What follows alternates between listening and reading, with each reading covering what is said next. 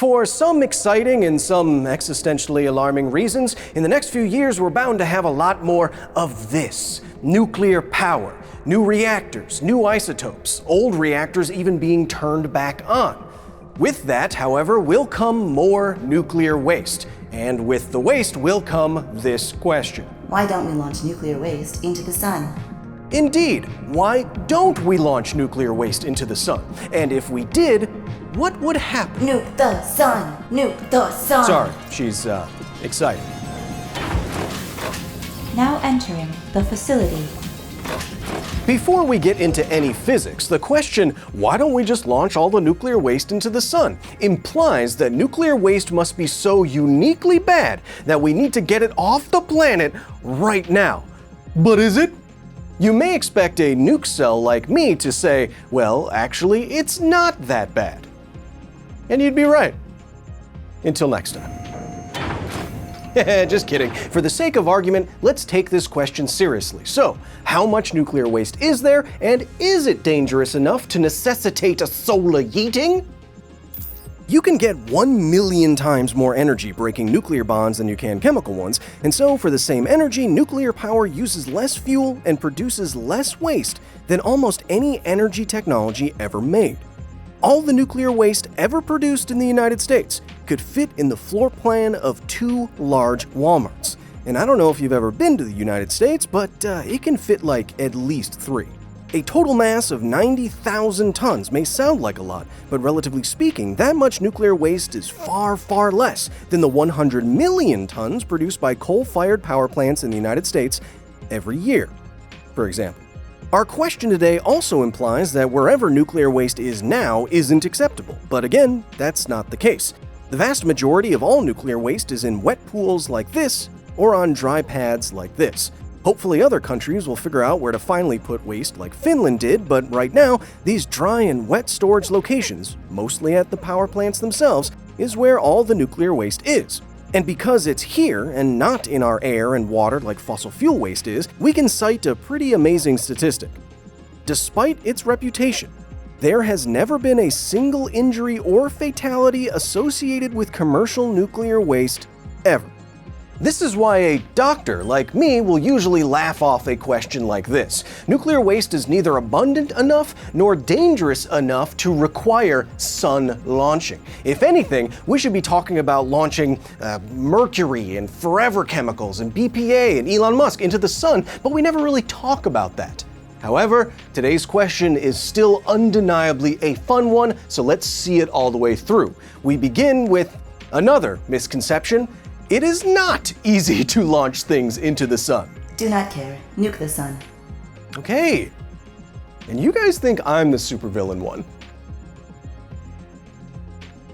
Nuclear waste may not necessarily need to be sun-flung, but what absolutely does are the hackers, spammers, and data brokers that traffic in your personal online information. I would throw them into the sun, but my rocket's in the shop. So that's why I use the sponsor of today's video, Incogni. Fam, I wish we were back in the days when nefarious internet individuals just got your email, but today they get almost everything. Your name, address, religion, sexual orientation, browser history, and more. Incogni is a personal data removal service that tracks down data brokers across the internet and gets your information deleted from them. All you have to do is create an account, share the bare minimum of personal information that you'd like them to remove, and then authorize the service to remove it. Incogni will legally and automatically remove your information from over 420 websites on your behalf. And if you know exactly where you don't want to be, Incogni also has a custom removal feature, where all you have to do is give them a URL and they will get to work. Or with Incogni's new exposure scanner, you can see where your personal information may already be and send the service after specifics. I actively use services like Incogni, the first and only personal data service independently verified by Deloitte, because my personal identity has been stolen multiple times. And when I found the guy, he wasn't even cool. Get deleted, idiot. If you want to remove your personal data from the internet like I do, you can try Incogni right now, risk-free for 30 days, and get 60% off an annual plan by going to incogni.com/Kyle Hill and using the offer code Kyle Hill. I'll tell you, signing up is a lot easier than, say, I don't know, getting to the sun. And here's why. Since before you were born, since before you were even a collection of atoms, you have been spinning.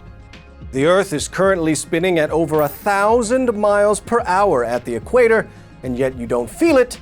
You only see the day and night cycle. Similarly, the Earth is moving around the Sun at 67,000 miles per hour, and you don't feel that either. You only feel the seasons. This relative motion is why getting to the Sun is so hard. And I'm going to show you with a little simulation I found before I throw up, because I have been spinning like this for 45 minutes already. Here's a little web rocket launch simulation that you can find in the description. We're going to use it to point a rocket directly at the Sun and launch. Let's understand the variables first. Launch position and launch angle, both relative to the Sun. Now, to check our assumptions. Since the Earth is moving around the Sun at around 30 kilometers per second, if I put the launch position on the left side of Earth here, 0 degrees on the Earth circle, and then put the launch angle at 0 degrees from path of travel, a rocket moving 15 kilometers per second should fling out tangentially to the orbit of Earth at around 45 kilometers per second, right? Well, let's test it. Okay, nice. Now, let's try to hit the Sun. If I set the launch position at 90 degrees, which should be at the top of Earth, and then set the launch angle at 90 degrees, we are now pointed directly at the Sun. Let's see what happens. As you can see, we are totally missing the Sun. Our orbital velocity is so large that any straight line shot with any rocket is going to miss. And if there's something you don't want to miss with, it's nuclear waste. So what should we do?